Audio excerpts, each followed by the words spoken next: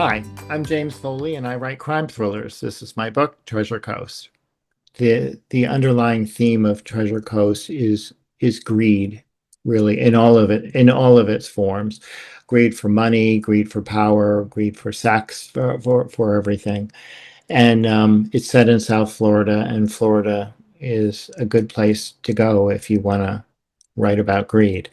Um, but it's also about overcoming. Um, well, it's about trust, really. It's about trust and overcoming things when you come at it from the right from the right perspective, I guess. Blue Ridge, I had mentioned the theme of Blue Ridge is how hate blinds, even in the most beautiful places. I'd always wanted to be an author, but life is a matter of paying bills, and so was a business executive for probably 30 years, and I worked 10 to 12 hours a day. I was exhausted at the end of the day, at the end of the weekend, and so that's not ideal for writing. So when I decided that that chapter was over, I ditched the suit and I headed to the beach like everybody wants to do. And I worked at a sea turtle hospital in South Florida. It was a lifelong goal of mine. And that experience led to the inspiration for my book, Treasure Coast. One of my duties working at the Sea Turtle Hospital was to be out on the beaches late at night. And I mean, in the middle of the night during nesting season. And the beach in the middle of the night is absolutely stunning. It's there's a million stars. The moon is reflecting on the ocean. Out on the horizon, you see little cruise ships, the sparkle of cruise ships on their way to the Caribbean. Spectacular. It's also spooky as all get out. It's South Florida. All kinds of things happen. And in my case, one night, packages of cocaine floated up on the beach. And that was the inspiration for the story. I have read crime thrillers my entire life. So I understand how those books work. And it's where I feel most comfortable. This year, I was a featured debut author at something called Thriller Fest, which is a huge conference in New York City of the international thriller writers, and I was a named debut author, and it's kind of a big deal. And so going to that conference, I'd never been before. I walked in and I felt instantly at home. It was like coming home. All my favorite authors were there. They were all as kind, all as nice as you would hope them to be and expect them to be. And I knew I had found my people. It was all learning for me. Writing a novel, completely all new for me. And I made every mistake possible, but still, I wanted to see if I could do it. And so I hung in, I kept at it. And my business background actually helped. There's a saying in business, fail fast. And that's exactly what I did. So it was a hard go, but I knew if I kept working at it, I'd figure it out. I have two new books coming out. Treasure Coast is the first in the Lisa Owens thriller series, crime thriller series. And that book is out, and you can buy that at the book fair. The next book in that series is titled Blue Ridge, and that comes out in September of next year. And then just a few months after that will be the third book will come out, and that's titled Catalina. As I said earlier, I read a lot of thrillers, and in particular crime thrillers. And if you think about those books, they're all very often they read the same way. The main character is some guy, he's sad, he's broken, morose, he is divorced, maybe an alcoholic, and that's who he is, and that's the character arc. When I sat down to write my book, I wanted to write it a little differently. So I thought the way these books are usually written, it's kind of dark, and times are dark enough. So I wanted to write about a hero who was struggling, um, but who was somebody who would remind readers of the good in the world. So Lisa is brokenhearted, but Mm. she's not broken. She's as smart and tough and resilient as you'd want her to be. But she also has this brightness about her. And that's because everything that she does, she's driven by love. And love is bright. And I wanted to write her that way. So it's a little different. Very much a character driven story. Um, but that's how I came up with Lisa. It feels like, And oh, sorry. oh, the only other thing I would add is so in just trying to decide what I would name this character, I thought of all the people I knew, and I knew a lot of really nice Lisas, and so it was Lisa. I didn't want to write a trope. I didn't want to write a book that somebody else had already written. Um, and I wanted Lisa to be memorable. And I think she is. A lot of the comments I've received from readers is they like Lisa. The entire cast in the book is purposely very diverse, and many of those characters continue on in the second and third book. There are new characters that come in, but it was all very purposely done. Is I guess what I'd say. I always start with the location, Mm. that where the story is going to happen. That drives everything. It's got to be a beautiful place, and it has to be somewhere I've spent time. And once I've got that decided, I think about Lisa's arc and what would be the likely next step in her progression. And then I think of ways to challenge her, to mess with her and my readers. And then, as I mentioned earlier, there's a cast of secondary characters that are very important to consider in these stories as well. So I think a lot about them and what role they'll play in the story. Most importantly, there's a theme to all my books, and there's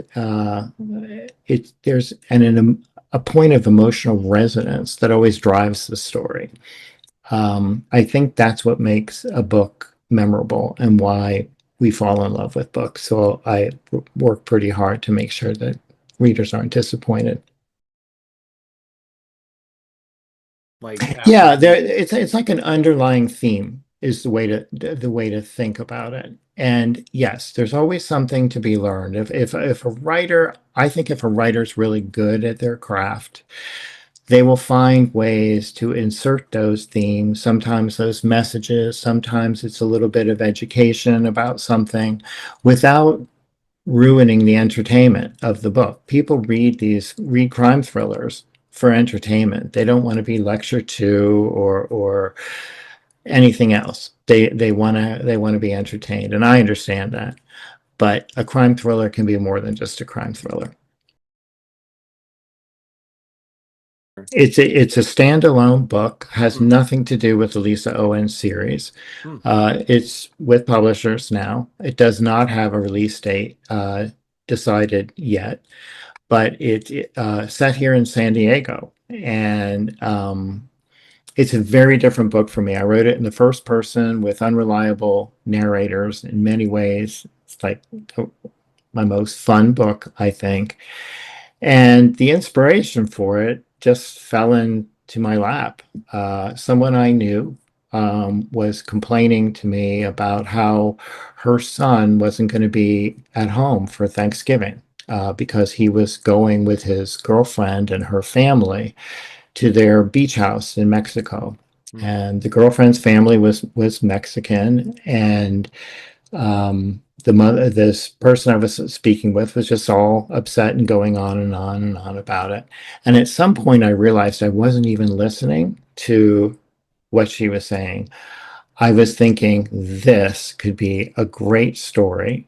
And probably 10 minutes later, I had the plot figured out, in my head.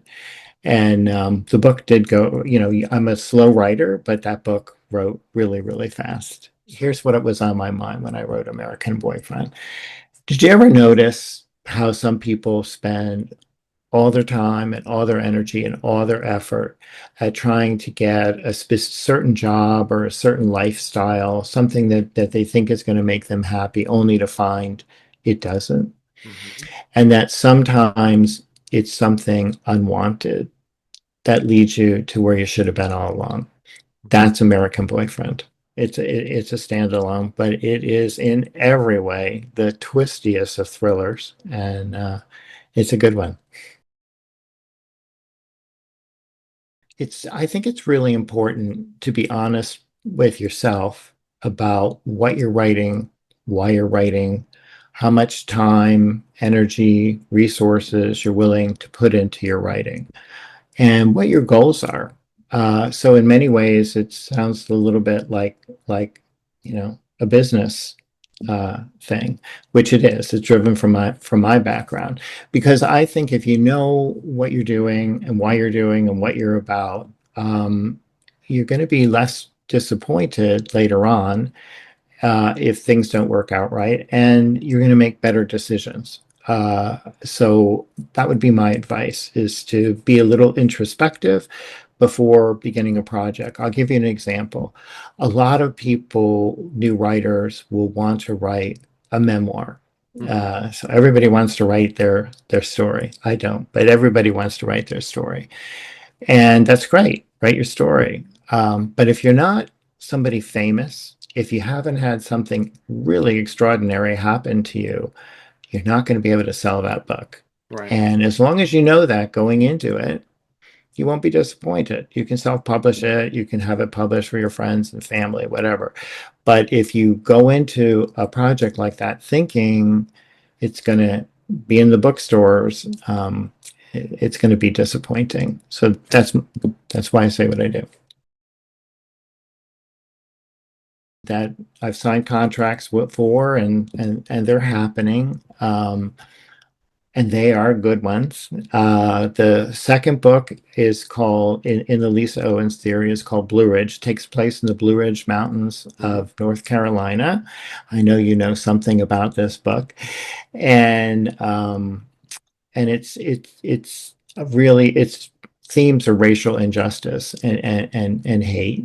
Um, so there's that one. The third is called Catalina, that takes place obviously on Catalina Island. And it's funny, Michael Connolly just wrote a book set there. And I read his book fast to see how he wrote it. And that one is really, really, it's different. I'm going to leave it at that. It has some themes of religion. It has some themes of just general belief. It has um, AI themes, so it's an interesting it's an interesting story. So I have those things happening, and then in the meantime, Treasure Coast is being adapted for television. I was really fortunate enough to have my book put in the hands of a producer who is really interested in it, and he's assigned a screenwriter, and so that goes forward. People always ask, "What's that like?" To have your book being adapted for TV, and the thing is, it is. It's everybody's dream. It was my dream too. And it's pretty cool to sit down with a screenwriter and collaborate on your own book. Hmm. But at the same time, these projects, it's such a long road, and it's completely out of my hands now. There's not much I can do but stand back and wait. And almost anything can derail a project like that. It's sad to say. So it may not ever see the light of day. We just don't know yet. But it's exciting and it's very validating to be in that situation. Right. Yeah, sure, sure. It was sitting down with the screenwriter. It was very, very interesting, and what that's like. People say, "Well, what was that like?" And I'd say it's like a dance. On the screenwriter side, she's trying very hard not to offend me. She's talking about her ideas and where she sees the project going and how she would write it and how she would title it. You might horrifying, right? You know, oh my gosh, it might have a different name. And on my side of the table, I'm dancing too because I'm listening to all this, but and some of it I don't like, some of it I do, but I don't want to be the one to put a problem out there, to be the roadblock and stop the project. So it's a little bit about, kind of trying to feel each other out. I'm lucky. Screenwriter's super nice and very collaborative. So we'll see. We'll see where it goes.